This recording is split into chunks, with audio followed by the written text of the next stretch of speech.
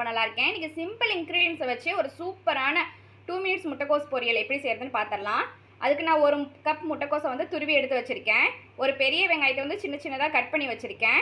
தாளிப்புக்கு கடலைப்பருப்பு, ஒரு பச்சை மிளகாய், 2 டீஸ்பூன் வந்து தேங்காய் வந்து நான் துருவி எடுத்து வச்சுருக்கேன். இப்போ வாங்க முட்டைக்கோஸ் பொரியலுக்கு தாளித்து விட்டுறலாம்.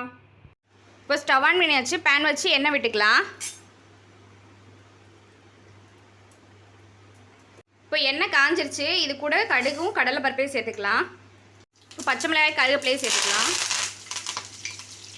வெங்காயத்தை சேர்த்துக்கலாம். நல்லா வதக்கிக்கோங்க.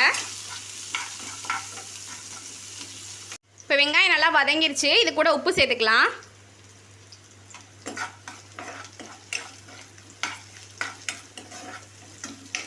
இப்போ நம்ம துருவி வச்சுருந்தோம் இல்லையா முட்டைக்கோஸ், அதை சேர்த்துக்கலாம்.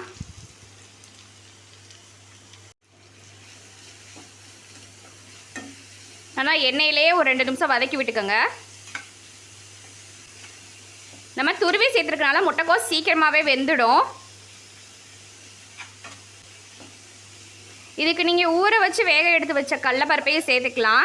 நான் எங்கள் வீட்டில் அப்படி சாப்பிட மாட்டாங்க, அதனால் நான் தாளிப்புக்கு மட்டும் கடலைப்பருப்பு யூஸ் பண்ணிக்கிறேன். நல்லா எண்ணெயில் வதக்கியாச்சு. ஒரு நிமிஷம் மட்டும் ஒரு லிட் போட்டு எடுத்து வச்சுக்கலாம். நீங்கள் சிம்மிலே வச்சு இதை வேக வச்சு எடுத்துக்கோங்க. எக்ஸ்ட்ரா தண்ணி ஊற்ற தேவையில்லை. அவ்வளோதான். பாருங்கள், நம்ம காய்க்கு வந்து தண்ணியே ஊற்றலை, ஆனால் சூப்பராக வெந்துருச்சு. இப்போது நம்ம துருவி வச்சுருந்தோம் இல்லையா தேங்காய், அதை சேர்த்துடலாம்.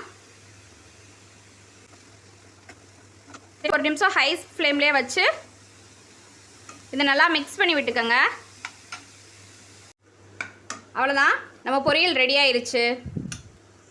அவ்வளோதான் சொந்தங்களே, 2 மினிட்ஸ் பொரியல் இப்போ ரெடி ஆயிடுச்சு. நீங்கள் இந்த மாதிரி உங்கள் வீட்டில் முட்டைக்கோஸ் பொரியல் செஞ்சு அசத்துங்க. இது போல் தொடர்ந்து வீடியோ பார்க்க பபூஸ் கிச்சனை லைக் பண்ணி ஷேர் பண்ணி கமெண்ட் பண்ணுங்கள். தேங்க்யூ ஃபார் வாட்சிங்.